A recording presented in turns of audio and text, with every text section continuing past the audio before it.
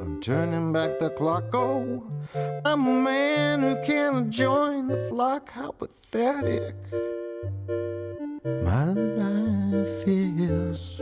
Dandy Dungeon, The Legend of Brave Yamada. Okay, that theme song was the least crazy thing about this game. It just keeps going and just constantly tries to outdo itself. From what I could find, this was originally a free mobile game, which the creators must have said to themselves, what if instead of free, we put it on the Switch for almost $25? Yeah, that couldn't possibly backfire. I just don't get why they priced this so high. I know I'm kind of giving away the ending to this review, but it's the most baffling thing about this whole title. And this title has a guy who's constantly running around in his underwear, making out with an imaginary girlfriend. Now this feels like a free-to-play mobile game. It has all the progression trappings and grinding that you see in mobile games when they want you to pay to win. Now all that pay to win stuff is gone, but the bones of it is still there. You progress the story while playing the towers, but all the extra stuff that you see to keep mobile players addicted is there. Like loot systems and areas you have to pay to finish. Sure, it's in-game currency and other little things. Now the story is about naked Mario, Yamada. His sprite always made me think of what Mario would do in his off time. Yamada is a programmer who decides to stop going to his job to make the ultimate game. It was interesting to see the way he progressed in making his game, and the inspiration that strikes from the things that happen around him. And you see how that changes up the way the title plays. Now the more the story is unlocked, the more difficult the game becomes. Like I mentioned, he'll get ideas from the real world in order to put it into his game. From like his jerk boss being a main villain, to his new girl neighbor, who he instantly becomes obsessed with and makes her his love interest. And he believes all he has to do is finish his game for her to love him, even though he's barely talked to her.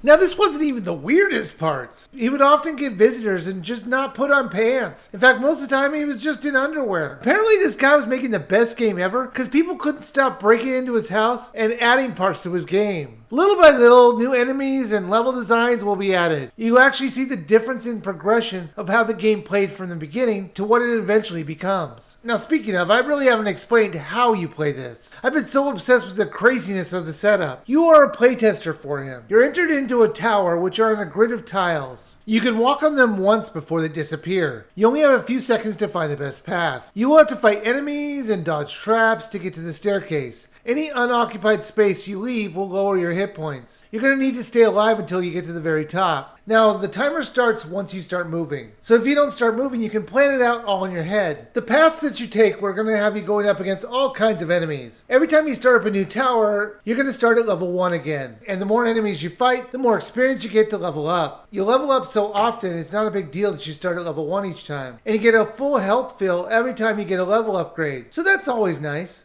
You're going to need to grab the treasures throughout the levels in order to get new weapons and armor, as well as power-ups that will help you survive the towers. There are a lot of different things you can pick up in the towers, and while you tend to use most of it just as upgrade material, you can find matching outfits that give you stat bonuses. Dandy Dungeon, The Legend of Brave Yamada. This game is way more fun than you might expect. I will fully admit that I bought this because I thought the idea of a naked programmer who gets into crazy situations could be a train wreck worth playing just for the oddity of it. I wasn't actually expecting to enjoy my time with it. Sure, it did get a little repetitive, but the story was so bonkers it kept me playing. The creators did say that anyone who bought this game will also get a copy of the sequel for free when it comes out. So you might be saying, with all that positives, is this worth $24.99?